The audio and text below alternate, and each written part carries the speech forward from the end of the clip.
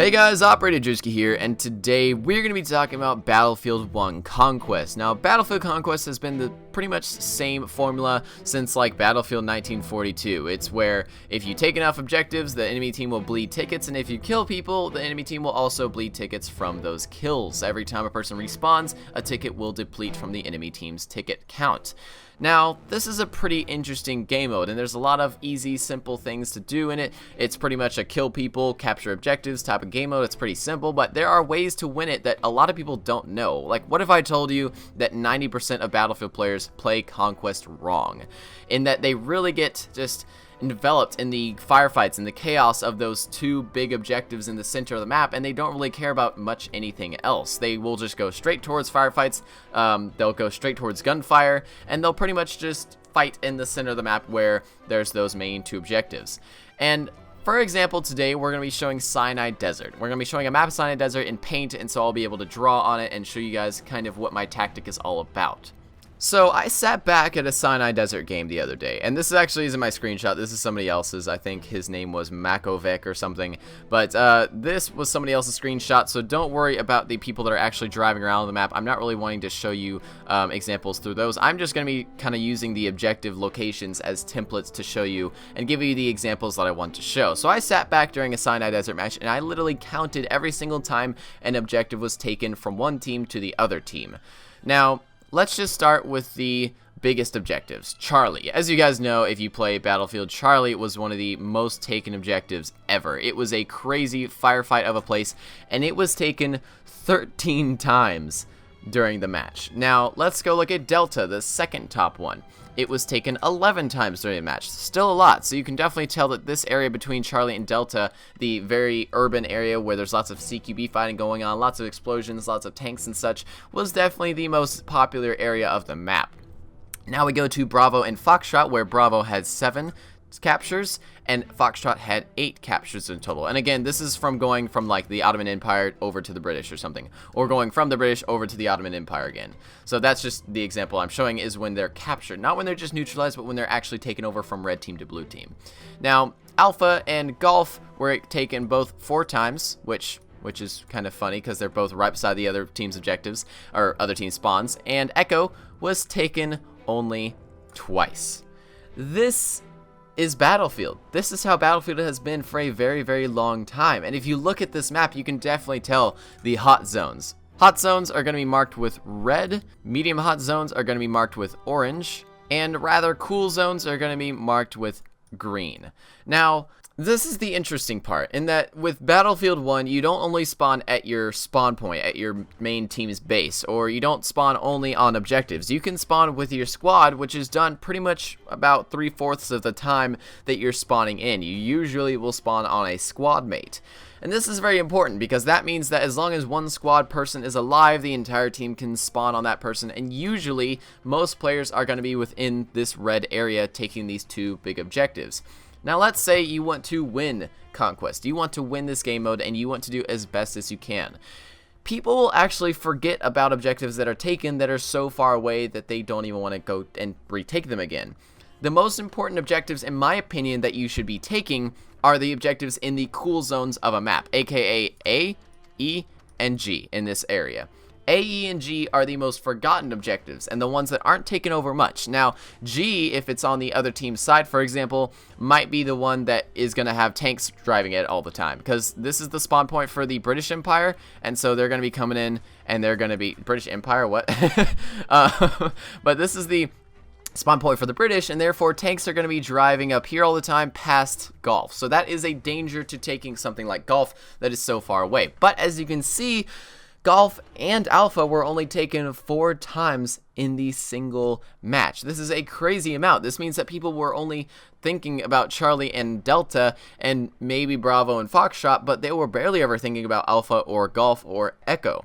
The most valuable objectives are the ones that are overlooked the most, or the ones that are just far away, and so people don't even think about them. Again, most of the people are going to be in that red hot zone, and so they are going to either look at the objective and say, that's too far, I'll let someone else deal with it, or they're going to not even know about the objective because they're too busy just killing people. Most people will just want instant action. That's just how your brain kind of goes. If you want a good Battlefield match, you want to get as many kills as possible, see how good you did at the very end of the match, but that player that's going to be at the top of the scoreboard is going to be the player who captured the most objectives and really did something like, let's say, healed the most people or gave the most people ammo. That type of person is going to be the person who wins the match for their team. And if you have a squad of people, I'm going to be explaining why and how you should do this type of tactic, where you take over the objectives that are in the cool zones instead of the hot zones. Hot zones are going to have maybe 2 or 3 squads on them, so there's no really reason to even try to take over the objectives in hot zones. Let the people who don't watch this video do that, and let yourself and your own team try to take over the objectives in the cool zones that aren't really thought about that often. So let's say that the British have captured Golf, they've captured Foxtrot, they've captured Charlie, Delta, and maybe even Echo. Now the front line right here is definitely going to be right between Charlie and Delta and Bravo right here. So this is going to be the front line. This is going to be where both teams are clashing. I'm going to draw some weather front little lines here just so you know that there's a cold front and a hot front fighting each other. This actually makes tornadoes in real life. But so pretty much between a hot front and a cold front, there are going to be 2 teams fighting directly. There's going to be a lot of people packed into that one area. I would say probably 80% of the players are just going to be packed into this area right here, because Bravo is going to be the next team's move on the British Empire. And there's a mob mentality, there's a brute force mentality of both teams that happens just when there's so many people fighting in one area that you just need to push through that gigantic line. And that really does not need to happen, especially when you have a map like Sinai Desert. It is so easy to break this line, and I'm going to tell you how right now. So pretty much as an Ottoman Empire type of person, and this won't always work. Let me just say that maybe they're spawn camping as well, so they're going to have a line right here. But as the Ottoman Empire, try to get something fast and light. So try to get a horse, try to get a jeep or something at your spawn point. Try to get something that you can drive around quickly. And this can be done with a squad of people, or it can be done with just one person. Now, drive over to Echo first, because Echo is the farthest away objective from both the front line and their spawns. So it's going to be the hardest to get tanks to you, and it's going to be hardest to get their front line to you.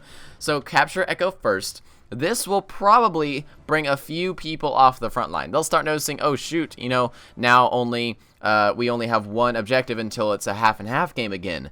And so they'll start coming from their front line over to Echo as fast as possible, but maybe not a lot, because Echo's so far away, they're probably not even going to really care about it that much. Now you're actually going to go not to G, but to actually F. F is the second longest distance between the front line and the main objective, or the main base of the enemy team. Therefore, again, you'll be the farthest away from both their spawns that happen at their base and the spawns that happen at their actual front line. And usually you will get people that spawn on something like G whenever they see that F is being taken, but that won't really happen often, and it's going to be probably 1 or 3 people who are going to be coming at you at most.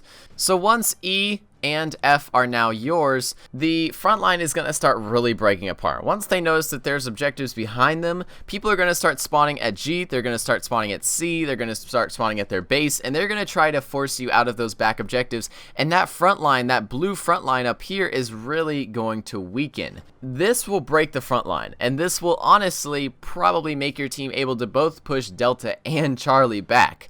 Now, the enemy team will probably most definitely take back Foxtrot, G, and maybe Echo, but at least your team has taken over the main 4 objectives here, and you pretty much save your team for, like, the entire match.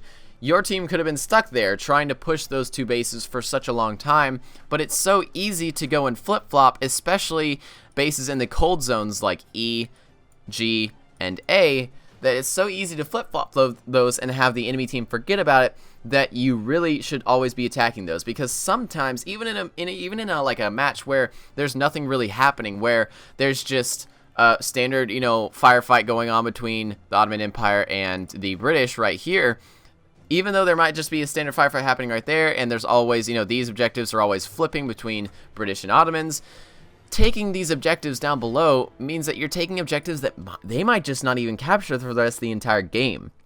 If you go and capture something like Charlie, it's going to be recaptured within 2 minutes. If you go and capture something like Golf, Echo, or Alpha, it's going to be captured maybe in 5. So that is pretty much my tactic for you guys today. Hopefully for new players of Battlefield, this was a good idea. Hopefully this gave you a clear kind of vision of what a normal Conquest game mode is like, where there's that big hot zone in the middle that I call it, and that you really need to be capturing those cool zones, because those cool zones will be the same amount of points as the ones in the hot zones, but the cool zones are, one, easier to take, and two, are going to be the ones that really stay there for a long time being captured by your team. So hopefully this helped you guys out. Hopefully this helped out beginners and experts alike, and hopefully you enjoyed the video. So thank you guys very much for watching. If you want more Battlefield guides, I'll be covering more in the future, so go check out my channel, Operator Drewski, and I will see you guys next time. Have a nice day.